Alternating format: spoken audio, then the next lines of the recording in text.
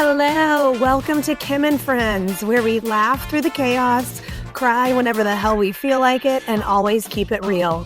Because as women, the conversations we have and the stories we share behind closed doors need to be heard out in the wild. I'm Kim, and I appreciate you taking the time to listen today. I really hope something resonates with you.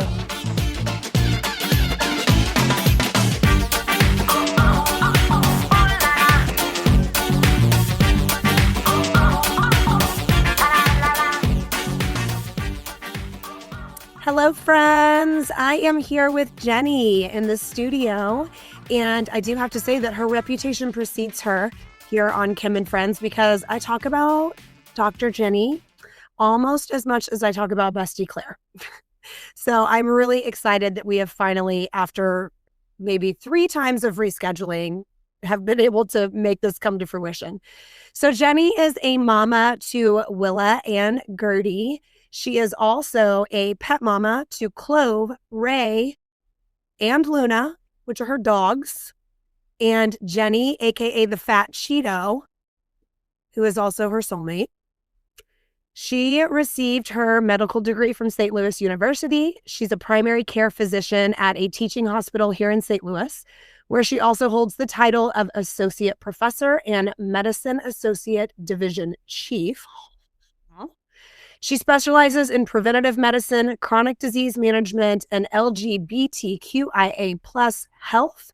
And I cannot not mention that she is also quite the accomplished runner. So, hey, Jenny, I'm happy you're Hello. here. Me too. I'm excited to be here. How are you doing? Good. It's Friday. It's the end of spring break. It's finally sunny. I ran this morning outside, so I feel like there's literally nothing better than looping Forest Park in the sunshine. It's like an immediate mood booster. Yep. How many miles did you run? 10 and a half. 10 and a half. I was waiting for you to be like, just 10 or something. No, 10 and a half. I thought it was going to be 11, but it called it at 10 and a half. So, and it was a special run. I got to run with my coach and a good friend, which is not a frequent occurrence. So it's always really extra fun to get to run with somebody else. Well, we're going to talk about her a little bit because I know her too. Yep. We have quite a few fabulous women in common. We do.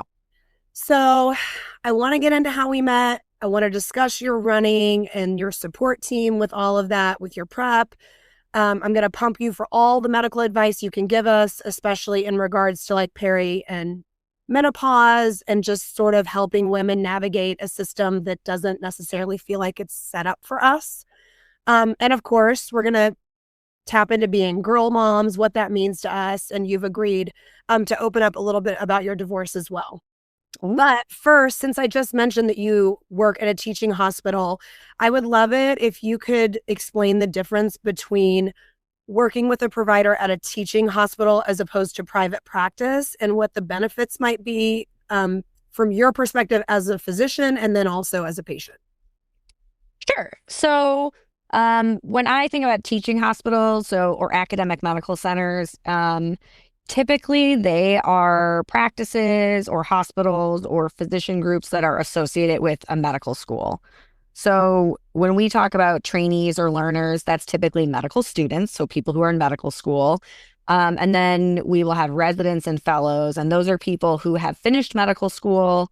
They are doctors, but they are continuing their training to learn more within different specialties. So that can be something like internal medicine. After internal medicine, you can then become a cardiologist or an endocrinologist who does things like diabetes. You can be a surgeon. So we, who are faculty, have finished medical school, have finished our training, and then now we work with trainees. And so I think, well, one, I'm a big believer in evidence-based medicine, which I know we're going to talk more about.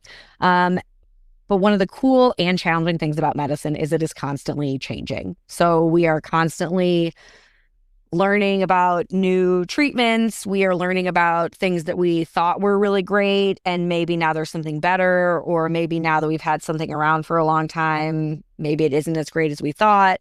And so because it's something that's constantly evolving, we as physicians or anybody who provides healthcare I think it is kind of our responsibility to keep up with some of that.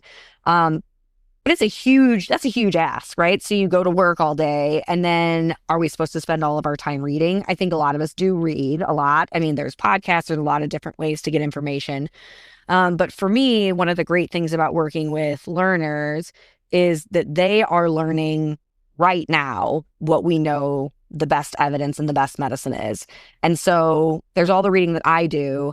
And then I also get the benefit of working with, yes, they're a student, but they're getting the most cutting edge stuff now. And so as a patient, one, you get multiple eyes laid on you. I will say I always am very grateful to my patients. I was grateful as a student. I'm grateful now as a faculty member, when they take the time and really like talk with medical students and spend time with them, because there is really no greater way to learn medicine than by working with patients. So for those who do go to academic medical centers, we owe you a huge debt of gratitude, because that's how we all learn. So I think that's really important to note. But you as a patient, you get to be seen by multiple eyes. I think I'm a really good doctor, but I will say, I agree.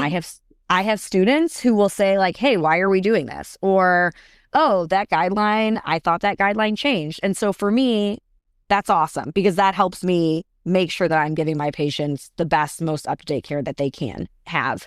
I think the other thing is, academic medical centers is where the research takes place. So a lot of people who are there, like they are physicians, they may also be researchers. So that's where like new treatments come from, new drugs come from. And so one, you get the benefit of that cutting edge treatment. But I also think then that the people who are taking care of you are people who really like live a career of curiosity. And so they're curious about like, how can we make things better? How can we deliver care better? How can we find treatments that are better, that treat diseases, but don't, like chemotherapy, for example, that really targets certain cancers, but doesn't hurt a bunch of healthy tissue. And so you get somebody who comes to see you in a mindset of curiosity, which I think is just I think that's a great way to approach life in general. But I think as somebody who's seeking healthcare, that's what you want. You want somebody who's open, who wants to hear what you have to say, who thinks about it from different angles, and is versed in what we know now, but is also open to thinking about like, maybe what we don't know this, but like, how could this be? So I'm a big proponent of academic medical centers.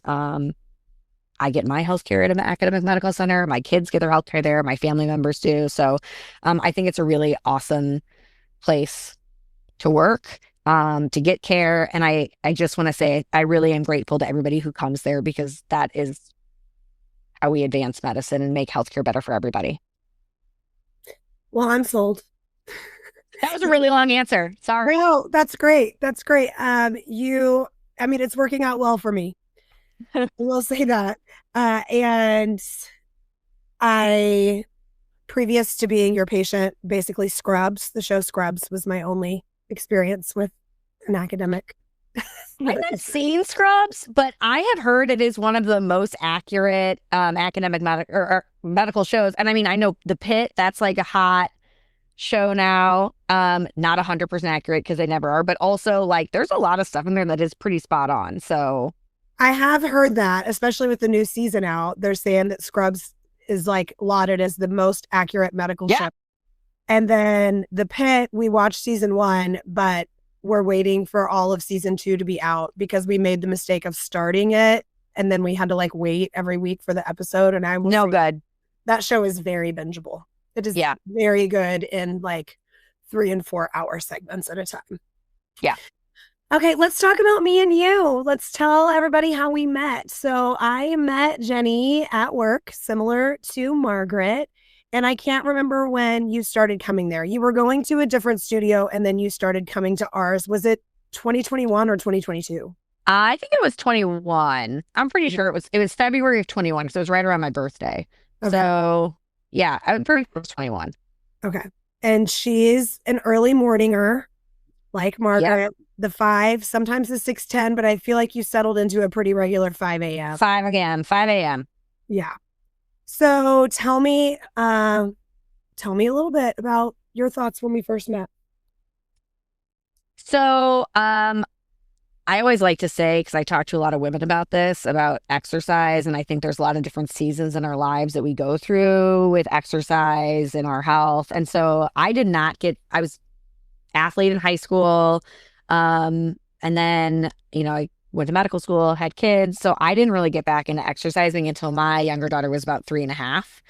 Um, and one of my residents, so like another plug for academic medical centers, one of my residents was like, you should come and try this gym with me. And so I did, and it stuck because I just wanted to show up and have somebody tell me what to do. I did not want to make any additional decisions. I couldn't even decide, like, should I run left or right out of my house? So, I ended up in your studio, and I loved the variety. I loved feeling strong. I had never really lifted before, so like I loved feeling strong. I like going fast on a treadmill, which is I don't know why I do endurance running now, but I like going fast. And honestly, though, I think the best part and what I probably miss the most now is the community. Like everybody rolled in at 5 a.m. and in those like, I don't know, 5 to 7 minutes before class started, everybody chit-chatted. We got to know people. We ended up like, making friends that you would do stuff outside the studio with. It was awesome. Well, Great. I The miss community was the seller. Community was the I seller. miss having you in class. I know, Definitely me miss too. having you. Are you lifting at all right now, or are you just running? Oh no, I'm lifting. I'm lifting. I got it handed to me by my coach when I decided I didn't want to lift anymore because that's really not helpful, which one is not true. Then I got hurt and then I got hurt again. And so I'm on the lifting train, and I've only missed one lift day since the start of 2026, which I'm very proud of. So actually I'm gonna go lift after this podcast. So nope, I am on it. I'm Okay. on with lifting. Well, you know what I say, if you're not doing it with me, I just want people moving. I want people moving their bodies. If you're moving, you're winning. So I'm glad you're getting it done, even if it's not with me. Getting it done. So yeah, we very much connected. And then Margaret was already there. So you formed a friendship with Margaret. You were one of those people next to her, pushing her to lift heavier, her pushing you to lift heavier. Those were some good times, those early Yep. 2020s in the studio. And were you running marathons before then, or is that something that started after 2021? No, I'm a late to life marathoner, I like to say. And I would blame it 100% on Stephanie, who I ran with today, who's my coach and friend. After I joined your gym, probably, I don't know, maybe a month in, she was a coach there and she came up to me and said, "You seem fast. Do you want to run this relay with us?" And I was like, "Sure." I had no further information about that. I had participated in one 5K ever. But I was really flattered that she thought I was fast. And so I just committed with no further information, which is pretty on brand for how I sign up for races now. And so I ran the Katie 82 relay, which is one of my most favorite events every year. And it was like the first really organized race I did. And then I was like, this seems pretty fun. And these women I ran with are pretty cool. And I guess I'll just do some running. And now So how many marathons have you done? just 4. Just 4. Did you go right into marathons, or did you do like a half and then into the full? I did a half, and which was fine. It was pretty good. It was much better than I thought it was going to be. And then I asked Steph if she would really train me for a half for real, because I thought maybe I would run a marathon, but only if it was a major world marathon, because otherwise that sounds stupid. Like that sounds horrible. So you could qualify for New York at the time on a half marathon. So I thought I would try to qualify. So I ran this half marathon and I did qualify. And so then I had signed up to run another half marathon. So I thought, well, if I could run this half marathon, I guess I'll just go ahead and run a whole marathon. And that was it. That was the bug. So you did New York was your first one? No, I've never run New York. So I also learned after that there are so few spots for time qualifiers for New York that if you time qualify, you still have to get like 20 minutes after that. So I have to do a sub 3. I'm not quite there yet. Although we talked about it today. So no, I've done Boston twice. I've done Chicago, and then I did a race out in Washington State was my first one. So Awesome. Well, y'all are freaking badasses. Y'all know how I feel about running. I'm very impressed. I can tell you that the marathoning and training for it and all of that, like it is just like one giant metaphor for your life. Like if you need an activity that you could have everything be a metaphor for your life, I think it is endurance racing. So I just realized my friend texted me, I think it was 2 days ago. I did my first bodybuilding show 15 years ago this week. And that was like, it's strange. It feels like it could have been 300 years ago. And it also feels like it was yesterday. And that prep process, like I ended up doing like 5 shows in total. And the preps were, were anywhere from like 14 to like 23 weeks. Or then one time I did like a show and then went right into another prep and did another show. So it was like basically over half my year being in that, arduous prep mode. And I think that I could say it's similar. It's very much a metaphor for life as well. Yeah. Yeah.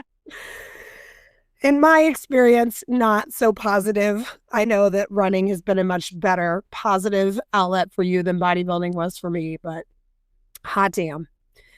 Okay, so you talked a little bit about your injuries. Are you injured right now? How are you doing? No, I'm not getting injured anymore. That's manifesting it. I'm not getting injured anymore. I will say, I know you had Margaret on here, who is one of my good friends. I would say is like my spirit guide life coach also. But she has been a huge helper to me in the nutrition space. I actually was really underfueling. I didn't really understand how much you need to eat, especially like when you're really in the like peak of marathoning. And she's been hugely helpful. I mean, she really meets you where you are. And it's kind of like, this is my lifestyle. I'm one of those people who just will eat the same thing. I need like 3 options and I will just eat the same thing over and over. But she's amazing and really helped me figure out like how to get all of the nutrition that I needed in food that I like and is easy and fits in with what I can do. So that's been a very big learning curve for me. But I think that's been a huge, that's why people get hurt is they don't eat enough. Well, so, how quickly, that's pretty instant gratification when you start fueling your body properly, the way it will heal itself and your recovery time is so much quicker and you're not just like, white knuckling through runs. Like I'm sure it was pretty quick, huh? Once you started eating more and eating the right things, wasn't it? I mean, you feel better. I feel like, it's hard. Like all the marathon and like endurance training is hard. But you don't feel so like constantly run down, I would say. And I think the other piece of that is also learning. And here's like a life metaphor, learning to go slow so you can go fast. I think that's the other piece of it. But that nutrition part was huge. Well, and this circles back to the bodybuilding because in opposition to bodybuilding, as you're getting closer and closer and closer to your performance, you are getting fewer and fewer and fewer and fewer calories. And I think as an endurance athlete, you're probably ramping up or maintaining or carb loading, whereas we are carb fasting, like literally removing even hydration from our diets for that performance, which definitely being up on stage posing for anywhere from 10 to 30 minutes is physically taxing. I will not claim that it's as physically taxing as marathon. But yeah, some carbs would probably help if it wasn't, if the carbs bloated you and made you not look good on stage. It's a lot of carbs, man. It's a lot more carbs than I thought. Yeah, which is nice, but also hard. It's hard. Yeah. I know nobody feels sorry for you though. Nobody's like, oh, you're on a high carb diet. No one cares. And then you're like, try to eat 550 carbs in a day. Like, yeah, it's a lot. Just do it one day. Just try. Yeah. And it's not like we're just having the carbs. It's also all the protein too. Yeah. And then trying to get the right amount of fat, but not too much fat. It's like if I could Yeah. have all the fats in the world, this would be easy. Yes. Yeah, it's a full-time job tracking your food. Okay, so you have Marge as part of your support network. You've got Stephanie who's doing all your programming. She tells you how much to run, how long to run, when, also does your weightlifting programming. So, and you met them both taking classes Mhm. where I work. So, talk to me a little bit about like sort of that community that you were speaking to before. Well, the other, I would say, big person in my community who I also met in class is my friend Kelsey. Um, I spend a lot of time in Kelsey's basement. I think I spend more time on Kelsey's treadmill than on the treadmill in my own house. I I think that, I mean, running has been an amazing community. It's really been an amazing community of women. And I think, I mean, you talk about this a lot on your show about like there's diet culture, there's body image culture. It's a very just real group of people who are very open about like their own struggles, very supportive of each other. Um, I feel very lucky to have that. I think I said this to somebody the other day that I think that the people that I am the closest to now, are the vast majority of them are people that I have met within the last probably 5 to 6 years, which I think is so funny because there's so many like, these are all my friends from growing up. Like my most core group of friends, are people that I probably have met in the last 6 years. A lot of them have come through exercise and fitness. Um, and everybody kind of shows up in their own space. Some of us like are really competitive and like to race a lot.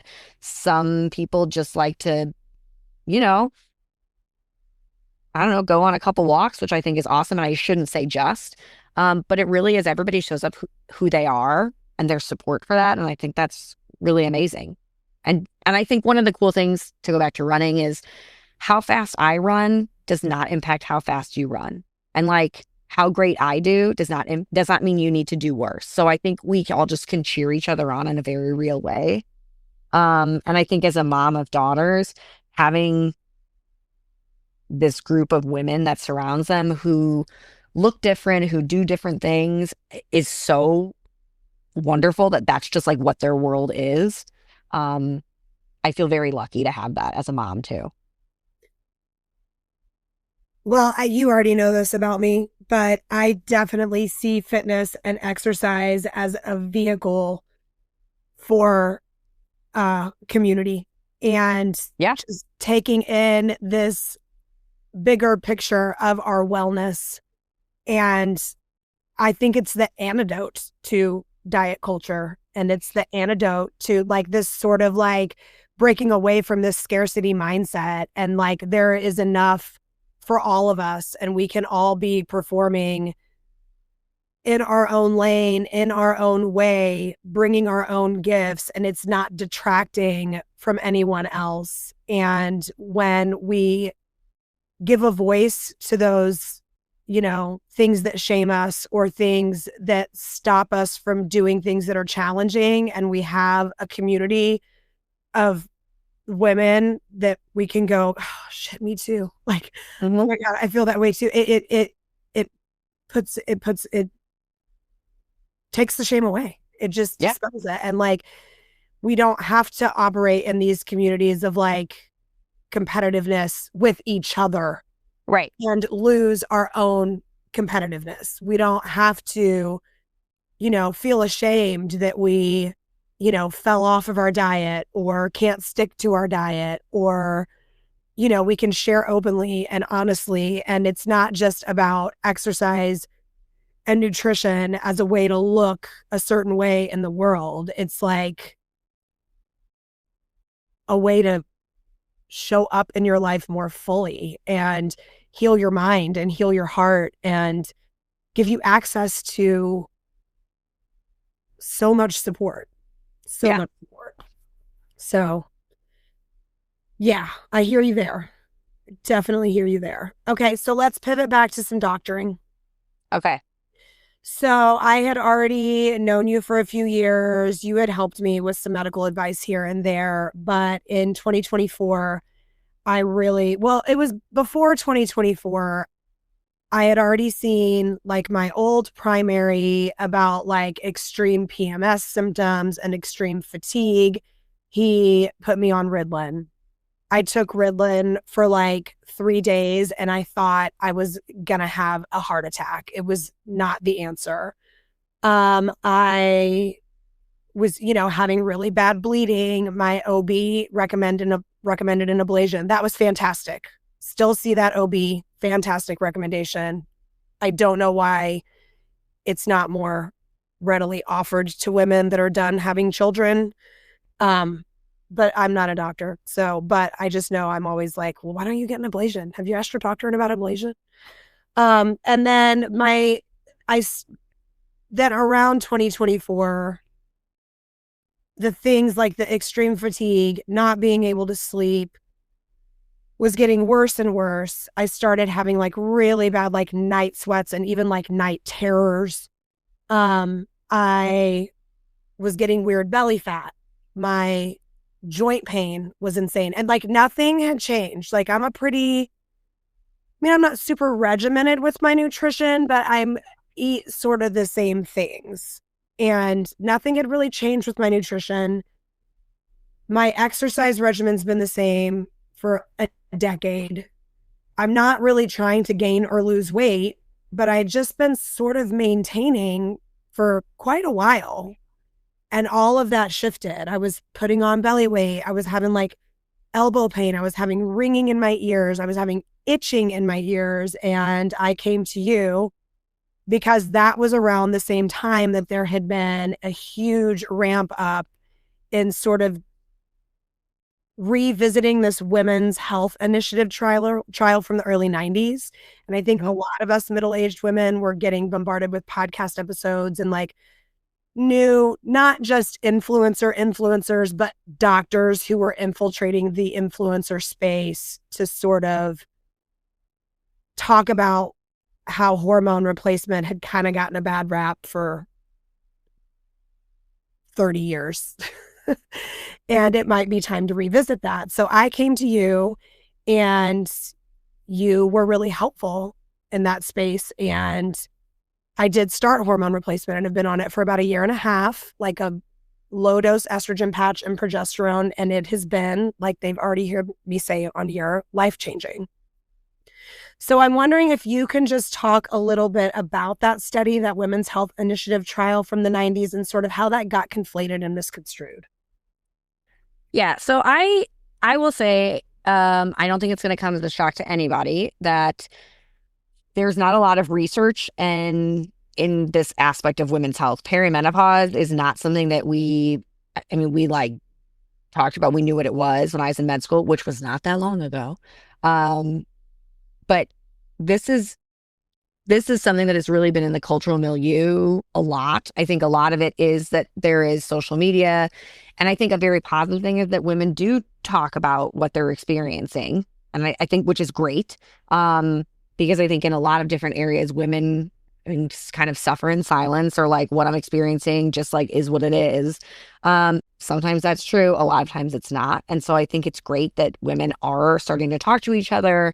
They're asking questions, and it's really spurred that there is more research that's going on in this area. It's a relative statement because I think there was like very minimal research in this area. So this would be an area that I would say, for me, I think for a lot of us, we're continuing to learn a lot more about, because there just hasn't been that much data to guide us.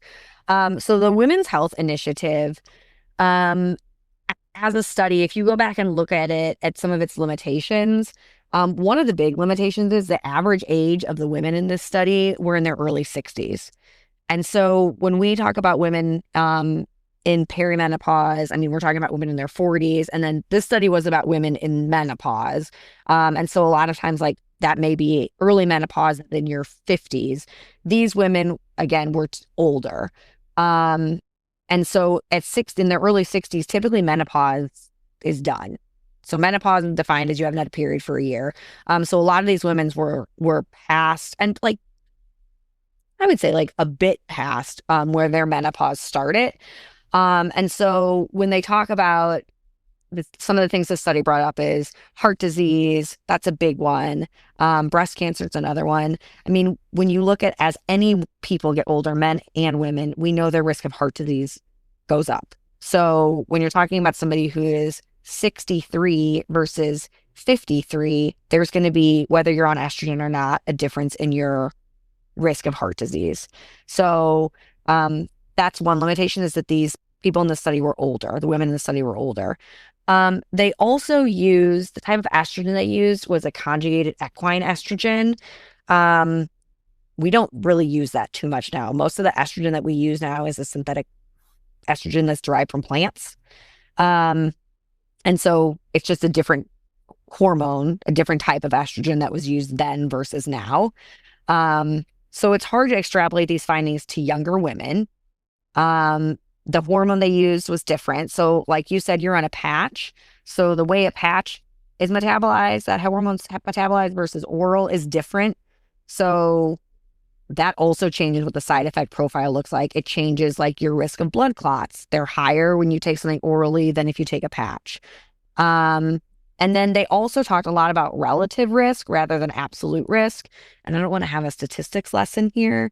But when you talk about relative risk, it makes it seem a lot bigger than when you look at somebody's individual risk. So it's not that the information was misrepresented, but the way that it was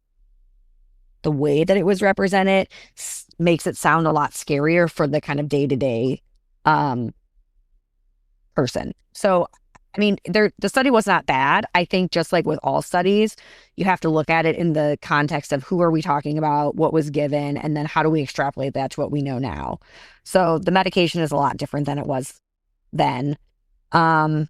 Just to kind of give you some numbers, when you talk about women who are like 50 to 59, I just pulled some numbers for some studies. So the risk of coronary artery disease, so heart disease, it is very slightly increased. When they looked at 1,000 women in 5 years of hormone use, you had 2.5 extra additional cases for people who were using estrogen and progesterone compared to not. So these are like paper. So they're little. Yeah. They're little. And it is a risk. Yes. And I think it's really important when you hear this podcast or any podcast or TikTok video or read a study, is you take that information and then you have a conversation with your doctor about your personal health and your risk factors, because these are like generalized numbers. It's really important to talk about your specific health stuff so that you can talk about your risks and benefits. Well, certainly your medical history, what has happened with your mother, your grandmother, if you're at a higher risk for certain things already, then you're probably going to be one of these 2.5 out of 1,000. Like it makes that risk higher for you than it does for somebody that doesn't have it in their Exactly. And then there's also a balancing of like risk reward. Like you still then might say the symptoms I'm living with are hampering my lifestyle, have got me so off track, so unable to function in the world in the way that I would like to, that it's a risk I'm willing to take. You know, you're balancing that risk reward. Like, okay, I might have a slightly higher risk of heart disease or blood clot or whatever, but like, I can't live like this. So maybe just monitor me more closely, or we start with like a very, very small dosage and see if that can even just slightly make me feel better. And I think that's where it becomes really important that you have a GP that you can really get some time with and really talk through those things with. I think also what happened, correct me if I'm wrong, but also with the Women's Health Initiative, the media sort of caught wind and just like, of course, grossly misrepresented the data. And that just became like gospel. And it wasn't even, you know, the doctors or the people or the researchers that worked on it that were giving the information to the people. The media became this in between, and they're, you know, in no way qualified to be communicating this information to the general public, and it got just treated as something that it wasn't, and just it seems very similar to things that happen now. I was just gonna say, I feel like that is the story of a lot of research, right? And so, like, even talking about relative versus absolute risk, those are two very different things. And so, if you don't understand what that means, or someone doesn't explain what that means to you, that can really misrepresent what the data is actually showing. And so I think that's a really important thing across all media platforms, is to kind of take what you hear. I mean, you can learn about it, but then I think it's important to really engage with your healthcare provider to talk about what that means for you for this exact reason. Because what the media says is what the media says, or like what your TikTok person said is what they said, and what your neighbor said is one thing. So like really having that conversation with doc is important. There was an OB in the lobby the other day, and she was talking about this distinction between information and education. Yep. And she was talking about, she had a patient come in that kept like saying, well, I don't even remember what it was she was claiming to have, or let's just say it was ADHD. Well, I'm ADHD. And she was like, oh, it was a new patient. She's like, when were you diagnosed? And she was like, well, I wasn't. I asked ChatGPT. And she had just like put this diagnosis on herself.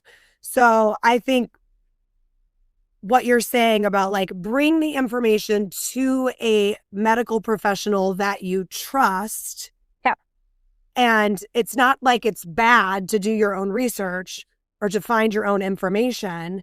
But when you're diagnosing yourself or you're treating yourself based off of the internet, and you don't have a professional as an intermediary to help you navigate those things, that's when we're losing the benefit of the education with the information that you are certainly welcome to go research on your own, but then find somebody who has the education to help you decide how to use that information.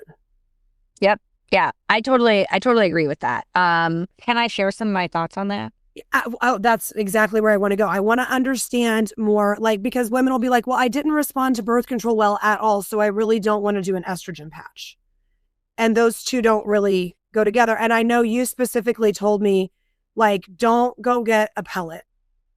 Let's do the patch. And that wasn't a hard sell for me, because I am not in a financial situation to pay for all of this out of pocket anyway, nor do I want to. I have really good insurance, and I feel like this should just be a part of what's included in my healthcare. So I mean, I had sort of like I don't know, like a moral stance on wanting to use my insurance for this. Sure. Like, we shouldn't be having to pay out of pocket to feel like we can function in the world past the age of 45. So anyway, I'm rambling. So you go. Okay, so I'm going to take one step back, and then I'm going to talk about the term bioidentical hormones and kind of what that means. So I will say, so I'm very academic. I really like evidence-based medicine. There isn't a ton of evidence in this space. I would say it's really an evolving space. And so one of the things that has been, I would say, a struggle, and thinking about coming out of this podcast was a little bit of a struggle for me, is when you really look at the guidelines for women who are perimenopausal, the guidelines recommend using oral contraceptives. So that's like a birth control pill with estrogen and progesterone in it, to treat those perimenopausal symptoms. And then once you're in menopause, transitioning that to hormone replacement therapy, which is still using estrogen and progesterone, but they're in these kind of different formulations. And so one of the things that has been challenging for me is that, I try to approach things in a curious space, like I said, thinking about risk benefit.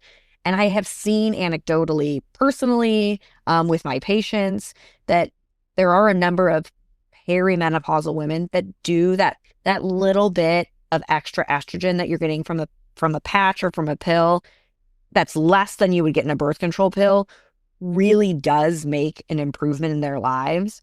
And so it was hard for me to say, like, let's try this other thing that's really for menopausal women, for someone who's perimenopausal, because it was not guideline based. but I really have seen it be so beneficial. And from a risk benefit standpoint, I think for me, I thought, why am I going to give someone more estrogen when they can get a benefit from a smaller amount? So that's kind of how I've approached this. This is new information to me. So like, I mean, I can share whatever I want. It's my podcast. I'm on like a level 2 patch. So it's 0.0375. That's a baby patch. A baby patch. So that's less than I would get from like your standard birth control. From certain birth control pills, yeah. Okay. And so the thought is that it's too low to make a difference. Like, which I get. I mean, I get that. But it does. Anecdotally, it is making a difference. I know. And I feel like, so that's something that I feel like I'm just, I think the data is going to come. I think we're learning more about it. And I feel like, you know, people's quality of life is massively improved. And so I think the risk benefit to that is, I get it. So that's why I do that. So this bioidentical hormone situation, I thought was really confusing because I was like, what does that mean, bioidentical hormone? So what that means is it is a hormone that has the same structure as a hormone that's produced in your body. So like, that's what you're getting. The hormone, estrogen that you're getting is that. Yeah. However, this term bioidentical hormone has kind of taken on its own meaning in culture. And so when you hear the term bioidentical hormone kind of thrown around, or like there's a lot of these clinics that you hear about on the radio, it's referring to this compound that's like a custom made compound. And it's like made for you with multiple hormones based on your hormone monitoring. I think one of the reasons that people turn to this is that they're not able to get hormones or get relief from their doctor. And so sometimes, I mean, what I've seen is that women are like desperate. They feel horrible. They want to feel better, and they just want to feel better. So sometimes I'm like, I feel like if I was like, paint your body blue and run around your house 5 times and you'll feel better, they would do it. And I don't mean that in a judgmental way. I just think that they're miserable. I mean, I have not been through perimenopause, but I went through puberty, and I would give it a 0 out of 5 stars for experience. And so I think there's this sense of desperation. And I feel like a lot of these clinics kind of like, to be totally frank, like prey on that. You have to pay out of pocket. It's expensive. And it feels good. Like, it's like, oh, my levels are going to get checked. But like, really, it really should be off your symptoms. So like, if you're feeling bad, how do we figure out what's going on with you? If it is hormone based, then we treat you based on your symptoms. We don't treat you based on numbers. And so I actually looked this up because I know a number of societies don't support this. And I wanted to actually quote the ones that don't support this kind of like customized hormone preparation. So the Menopause Society, the American College of Obstetrics and Gynecologists, the Endocrine Society advise against using these custom compounds. And I think a big reason around that is because there's a lack of quality control around it. So there have been studies that have shown that when you look at these preparations, what's listed on the bottle or on the jar can vary wildly from too high or too low of potencies.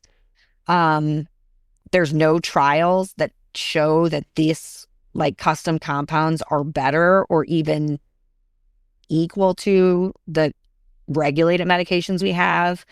There's no regulatory oversight, and there's no like requirement for any like package inserts or talking about risks and benefits. And so that makes me, and I think these societies will like feel nervous because you don't necessarily know what you're getting. Okay. So, and also with the pellets, I'm never a fan of putting extra things into your body that you can't get out. Mm. Well, and then I think that also just presents more opportunities for it to not work. Like you're right. Like everybody that's like getting their breast implants taken out now. It's like, oh, yeah, what's been making me feel so miserable all this time because I have a foreign object that my body doesn't recognize that it's trying to attack. Like, and when you're already feeling so shitty, one would introducing another thing for your body to try and deal with I mean, and I know, I mean, I know personally some women who have these pellets and they're having like really great success with them, and I'm happy for them. It was not the right choice for me, as I said, because just like, I don't even know what the word is. I guess I was just like on like a, I want my insurance to pay for it. Like, I Yeah, want, I'm with you. I'm with you 100%. I just feel bad because I really do. And I don't have any judgment for anyone who goes there. I want to be very clear about that. I have no judgment on that. I just feel like there are a lot of women who they just want to feel better. And correct. like, we should be able to help them feel better. I'm not saying that everyone should get hormones. So, like, if your doctor's not giving you hormones, that's a problem. Like, again, that's between you and your provider. But I feel like we should be able to help you, and you shouldn't feel like you have to go out and pay on your own and kind of be like out on this island trying to deal with it yourself. Well, this comes back to what we were talking about earlier, like where information meets Yep. education. So, like, you can go out and have wine with your girlfriends, or even just, I mean, I tell people, if there's a study that I need to enter to help support more research for women in perimenopause and using the patch, I'll enter it. I'll contact you.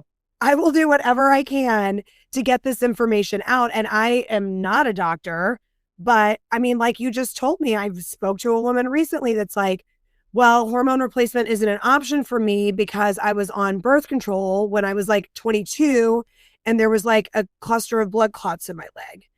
And I'm like, well, I think, again, not a doctor, but you should talk to your doctor or a different doctor or several doctors, because I think the estrogen that is in birth control might be a different type of estrogen, or it might be different than what they were putting in there now. And that like the patch, your body might process it in a different way.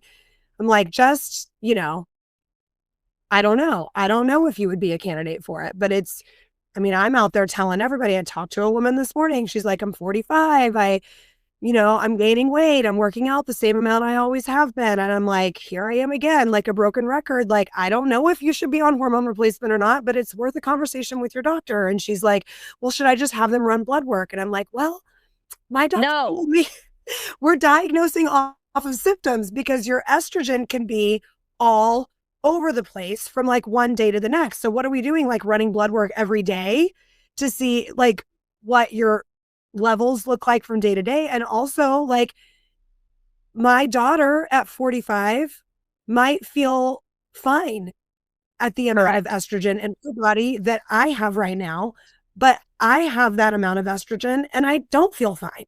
So if I could benefit from more, and I'm just right now just regurgitating things that you've said to me. But anyway, yeah, I think Too, I will say, I mean, we are getting older. So I don't think it's like we should all like, that's it, you're old, this is it. I do think though too, like there is like the realistic expectations. It is rare to go a week where a woman sits in my office and doesn't say like, but let's say they're 60, but like I just feel different than I felt when I was 40. Of course you do. Of course you do. Of course you feel different than you felt when you were 40. I feel different than I felt when I was 20. And so I think part of it is like we do feel different. Aging is like normal and so I think there is also finding that balance of like having a good quality of life, feeling good, but recognizing that like our bodies are changing and they're different, and that is an okay thing. well, I will say being able to feel better and more consistently better, where it's not like every day I wake up and I'm like, what's it going to be today? I got 8 hours of sleep. Am I going to feel exhausted anyway? Or I got 3 hours of sleep, but I'm just going to be like a freaking crackhead, like moving through the world. When I got everything sort of regulated, I realized maybe we're so fucking tired because all of the expectations we are putting on ourselves from exterior sources. And it has really activated my I don't give a fuck. And if I don't get the house clean because I'm tired and I took a nap instead, try to step to me about it. Like, no, Yeah. I didn't get everything done on my list because it wasn't physically possible for me today because there were too many things on the list, and I'm not sorry about it. Like, And that doesn't mean that there's medically something wrong with you. I think that's the other part. Is like, there's a lot of other stuff that contributes to like how we feel. We're always on screens.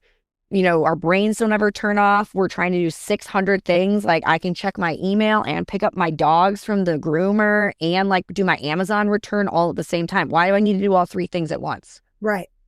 Like, and these 60-something women are also on their screens seeing this AI that look like, no way. Like, you're just, your expectation for yourself is, I don't want to say your expectation is too high, but it's like, just like, give yourself I think we need to I think we need to give ourselves some grace. And like belly fat's a great example. It is normal for your fat to redistribute after you go through menopause. Like, women all the time will be like, but I've never had anything on my belly before. I'm like, that's correct. Because you've never been in menopause before. Like, and that is okay. Our body shapes change. And I think that is okay. And that goes, I think, back to that idea of having like a group of women and being able to share things of like, what's normal and what's not normal. What should I do something about? And what is like, this is, you know, I will say I did just turn 40, and the number of people that were like, but do you mean 21? And I was like, absolutely not. No, you could not. Thank you. You could not. I wouldn't mind the running recovery of a 20-year-old body. That I would be very into, but that's pretty much it. Oh, God. Okay, so when it comes to women advocating for themselves in medical situations, so if somebody is like me, but they aren't in a situation where they just have a doctor in their class every morning at 5 a.m. or their personal phone number that someday you might take away from me because they text you about professional things all the time. What do they do? What do they do to find somebody, even if hormone replacement isn't the answer, but we'll just take the time to work through it and find that out? And that's not even just in regards to hormone replacement. I think women in general. What are like 2 or 3 pieces of advice you can give women to find doctors and medical support that takes their pain seriously, that takes their symptoms seriously? Go. One, there's a huge shortage of primary care doctors. So I will say in my own clinic, I have an incredible group of nurse practitioners. And I think that sometimes people feel like, well, I need to see a doctor, not a nurse practitioner. I mean, they are different. But I think that is a really incredible, my group of NPs is fabulous. And I would recommend anybody to see them. And so I think it can be really frustrating to find a primary care provider, period. So being open to seeing a nurse practitioner widens your net. That's not really my advice. That's just an FYI. I think everybody deserves somebody who will listen to them, who will listen to their story, who will approach it with a space of curiosity, who really wants to understand what they're saying. I think everybody deserves a provider who's going to be honest with them. We're not magical. Like, we don't have the answers. I have definitely sat across from patients and told them, like, I don't know what's going on. Like, here are the things that we can look at. Here's what I think we can do with those results. And sometimes it takes a while for us to figure it out. That doesn't mean that your provider is bad. Like, getting an answer is not always going to happen, which is kind of shitty. Am I allowed to say that? Am I allowed to say shit? Okay. I dropped like 3 F-bombs earlier. Oh, okay. You but didn't so like, even notice. No, I didn't even notice. I feel like for me, like, one of the things I say to my patients is like, I don't know. One, if you want to get a second opinion, I always support that. And 2, but we will like continue to be on this journey together. And like, as new things come up, we will like investigate those and go down that path. And I think that's really frustrating when you want an answer and you want to feel better. But we don't always have it. That is my most honest statement. But I think you should find somebody who you feel comfortable that listens to you. Okay. Because at the end of the day, if you feel like the person isn't listening to you, whether they have an answer or not, I feel like I'd be like, but you're not even listening. I think that's one of the biggest things. I think if you can get recommendations from somebody else, as somebody that's worked well with them, I think that's great. Whether it's your doctor, your dentist, your therapist, your hairstylist, Shout out to Kim on literally, I have the best hairstylist. I just Um, met her last week. We were talking about she's literally the best. But I think that's my biggest piece of advice is it's worth finding somebody who listens to you. The number of people I would say who I talk to who are like, well, I don't really like my doctor, but like, it's fine. Don't like get rid of them. It's like a job. I wouldn't get rid of your current job until you get a new job, but it's worth looking around to find somebody who you feel like actually listens to you. Because then no matter what, at least I feel like it's somebody that you trust is really has your best interest at heart and is working for you. Well, that's good to know about the nurse practitioners at your office because you've cut me off. They're amazing. I keep trying to send you people and you're like, I'm done. No more. You weren't taking new patients when you took me on. And then I think I got you to take like 3 more people and you're like, it's enough. I had to shut it down. I will say though, my plug for them is all of the family members I have that come to my clinic see nurse practitioners. Okay. So they're amazing. I cannot speak to how great they are. Well, and I've heard this before. It is like a new shift in the new-ish. Yeah. And like doctors, not all NPs are created equal. Same thing with physicians. I mean, I would say that's absolutely true. But I think sometimes people don't want to see them just because they're not a doctor. And I think that then you miss out on a group of people who could really help you. Cool. All right. Well, let's talk about momming girls, being girl moms. You have the coolest names for your girls. Willa. My kids are cool. You have an old lady too. You have an old lady kid too. Edna's 14. I know. It's weird, man. I have a 10 and a 12-year-old. I have to say, they're epically cool. Gertie is who I wanted to be when I was 12. Like, she's good at sports. She's funny. She's a knockout. Like, that is who I wanted to be. I was not as cool as her. And then Willa is the kindest, most loving human being with aspirational self-confidence. I would like to have the self-confidence that she has. And I hope she never loses it. But they're pretty awesome.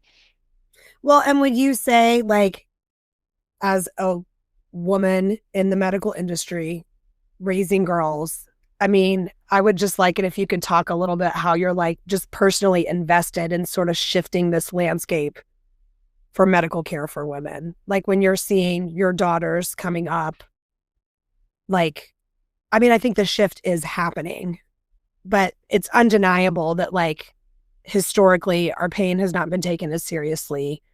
Our symptoms have not been taken as seriously. Like, how do you feel? Like, does it excite you to see these changes? Do you wish they were happening faster? Are you happy with the pace? Like, sort of as a mother of girls, how does that sort of affect you professionally and this shift? I think healthcare for women is a very hot topic now. And I don't want to go like too political, but I think traditionally, I think women haven't been taken in seriously in all the ways. So, I mean, great. I would like for us to be taken seriously. I think it's important that women feel comfortable that they can speak up, that they can have communities of support. I think that's important. I think it's also important to think about like, I don't know, like, I mean, even, and you talked about this with Marge, like when we talk about women's health, there's like the hormone piece and stuff, but I also feel like there's, we're going backwards in body image now with these, GLP-1 medications, which are incredible medications. I will say really amazing, very highly abused. I feel like the conversation is very quickly shifting from healthy back to skinny, which I hate. I mean, my kids have brought Ozempic up to me. What is it? Who should be using it? What do you think about it? A 10-year-old shouldn't be asking their mom that. So I think the bigger concern to me around health, like I think the research is going to come in this space, which is great. I hope. I have a lot of concerns about women's healthcare in general and our ability to have autonomy over our own bodies, which is all I will say about that. But I think my biggest concern is like, it's awesome to talk about protein. It's awesome to talk about lifting. Nobody talked about that. I feel like though we also are still talking about being skinny as like a pillar of health, which I hate. Hmm. and like breaks my heart. I will say Roe, which is one of these online companies that does GLP-1s. Serena Williams is one of their spokespersons, which devastates me because she is like a bomb ass athlete who has won so many tennis championships, and she's like a beast. Hmm. She's super muscular, and like it breaks my heart that she is touting weight loss medication. And not in the context of and healthy eating and lifting and cardiovascular fitness, none of that. So that makes me feel sad. So I guess we're seeing a push-pull, which makes sense. Like women were getting louder and getting frustrated and advocating for themselves. And now we have this underlying piece that's like, let's make them smaller and quieter. So it's not going to be just a general, like, I guess just because of where I'm at personally in my journey, I'm like, I'm so excited that I was able to find somebody who would help me. I want everybody Yeah. to have that.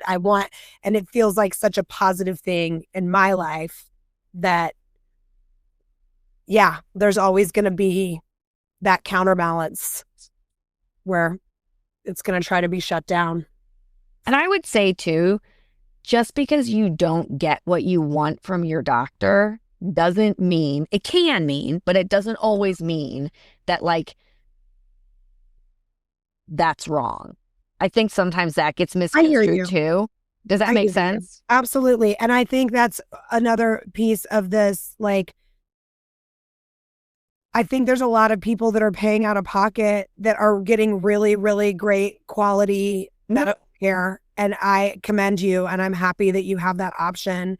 But I also think the other side of that is that it's become a space where people can just mail order whatever it is that they want, and then they're functioning from that information place, and it's lacking the education. So they're saying, okay, this TikToker or this person or that person said they're on this, and I want to be on this too. So I'm going to go to this website and I'm going to order it and do this sort of like fake checklist of appointments where I could even lie about what my medical history is.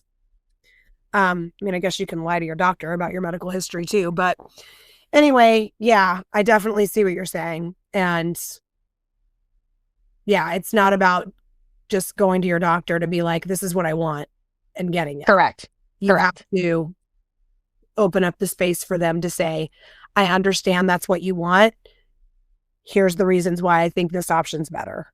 Or here's why I think that's not a safe option for you. Which is why I think at the end of the day, having somebody you trust and can have those real conversations with is really, that's like it. That's the like dream relationship. And I would say going both ways. Yeah. Yeah. Well, I had a few more things I wanted to talk about, but I feel like I've kept you long enough, and I feel like we need to not, I just need to have you back again. Wait, we can do you want to do a whole podcast on my divorce? Sure. Can I just say one thing about that? I do, because I think it ties back to what we were talking about earlier too. We were going to kind of pivot into you talking more about what you've been going through personally the past couple of years. And I have the time if you would like to. But just the big thing that stood out to me when you were going through your divorce is that you were dealing with people at your school, at your kids' school, and they kept calling you Mrs. instead of yeah, like in going through. Anyway, what were you going to say? I want you. So what I would say, so this was a big left turn. That's what my boss would say. This was a big left turn, very unexpected. I would say, so my dad passed away suddenly when I was in high school. This was by far the divorce was the worst experience of my life. It is the darkest I have ever felt. It's the most alone I've ever felt. It was horrible. And I think that one of the things, probably the biggest thing that brought me through it is the incredible, I would say, shout out. I have some really great guy friends who are wonderful. So I want to acknowledge that. But really was the incredible group of women in my family, in my friend group, people who were kind of like work colleagues, who literally got me out of bed, got me off the bathroom floor, showed up at my house with food, texted me on the regular, what have you eaten today? Do you want me to bring you some food? I am bringing you food and I'm going to sit here and watch you eat it. Um, Without that community, I do not know how I would have gotten through it. And I think that one of the other huge things is that there were several women who really opened up with their own experience of going through this and how dark it was for them, and knowing that people got on the other side of it. I didn't know how I was going to get there. I felt like I was in this like giant ocean, swimming and swimming and swimming and like getting nowhere, but like with the hope of land on the other side because people told me it was there. And like that community really got me through that, and learning to ask for help because I had to. Um, and so like I wanted to say it because I just like, for anybody who is going through that, you will get to the other side. You will survive it. I think that's, if I could go back in time to say one thing to myself, it wouldn't be like, you can do it, or like, you will survive. Like, all you need to know, you will survive. And you'll show up on the other side and your life will look a lot different. I mean, I'm in the early stage of this. It looks a lot different, and I still feel sad about the life I thought that I was going to have. But I feel very happy, and I feel very, like, I've never felt this myself in my whole life. And so, like, as Margaret would say, because she's my life coach on the side, this is a yellow door moment. Like, it's the door that you walk through that really seems like the worst. But then there's a lot of positive stuff that can come out of it. So you'll survive, you'll get on the other side. And there's a lot of people, if you're lucky, like I was really lucky, there were a lot of people that really held me up and continue to do so. So that was my lesson from that horrific experience. Well, I appreciate you talking about that and opening up about that, because I feel like a lot of the women that listen to this may be in some stage of that process, you know, maybe even just considering divorce or thinking that they can't take that step because what will that look like? Or they're, you know, on their bathroom floors and think that they're never going to get off of it. And we've talked before about, you know, the way, like you said, the way you thought your life was going to look. And I feel like that we come across that multiple times throughout our lives. And I think that even when you take on something like a divorce, the way you thought your divorce was going to look, the way you thought people were going to be able to show up for you and couldn't, and then you're able to find work colleagues or the random person in the workout class next to you, or that it's like, oh God, like I'm going to just go ahead and be vulnerable with this person that I just met because I really do need to eat, and they're just going to come in and see my messy house and bring me some food. And the beauty that comes out of that when you let people fully see you and show up for you. I mean, that's spot on. And like, people shared a lot of stuff. People who I like thought we were like kind of just acquaintances, like really shared a lot of stuff, which meant more to me than I could ever express. Yeah. And I mean, again, I've said it before, my divorce was, you know, I was in my late 20s. We did not have children. We were not married for very long, but it was still one of, if not the most devastating thing I've ever been through. And there are people that I will hold in my heart, even if I'm not still close to them now, you know, like just the people that will, you know, just bare their souls to you and tell, you know, standing in the lobby of a gym, their most personal details of their lives, because they know that you need to hear that and be held by them. And it speaks to also a phrase that I have become very, very attached to as of late. I am obsessed and in love with what's wrong with people. Like when people will show you like their ickiness or their darker sides, or like we all have it, right? Like it's the human condition. And like when people know my icky sides, or I know other people's, you know, darkness, and then you just encompass that and you love them even more because their humanity just becomes more like tangible to you. And it's like you latch onto that. Like, oh my God, you want to veer into traffic sometimes too? Like, awesome. It's real. It's real. Yeah. I mean, and I have friends. I still am like, I call and I'm like, I'm going to now like talk to you for 1 hour about the same shit that I've talked to you about for the last, 18 months. And they just listen because that's like and that's it. I just need somebody to listen and they get it. But you're exactly right. Like people sharing their vulnerabilities and like just putting it out there. Mm-hmm. Like, I don't know. That's why being 40 is so much better than being 21. Absolutely. Right. And my sister's in her 50s and it only gets better. Like you get more and more and more of that authenticity and more and more and more of that openness. And I'm freaking here for it. I am real here for it. Agree. All right. Well, I've loved having you here. I wanted to close with you giving some advice on how to find a good GP, but I feel like we already did that. And I am going to now recommend your practice and that people go to the nurse practitioners there. So here in the St. Louis area, if you are looking for someone to listen to you and take you seriously, I have somewhere I can send you, offline, off the pod. Just text me or reach out to me on socials and I'll send you that information. And what's your next race? Oh, well, I got pressure into signing up for this Chain of Rocks 6K. First of all, what is this 6K? It's stupid. And when I say pressured, I mean someone said, hey, do you want to do this race? And I was like, okay. So I'm doing that Sunday.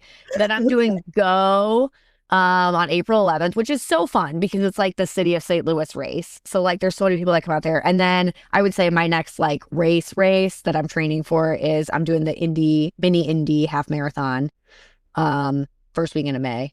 And then Chicago Marathon's a big A+ race this year. So no injuries. No injuries. And the 6K is just going to be like a walk in the park for you, whatever that is. I don't know. I think it's going to be fun. So, with some people from my run club. So, I mean, it is always fun. Like, there's no better way to spend like a beautiful sunny morning than like outside running, I think. And then the Go is just like a big social event. So that's super fun. Yes. And I'm running that with Steph. So that'll be like extra fun to run together.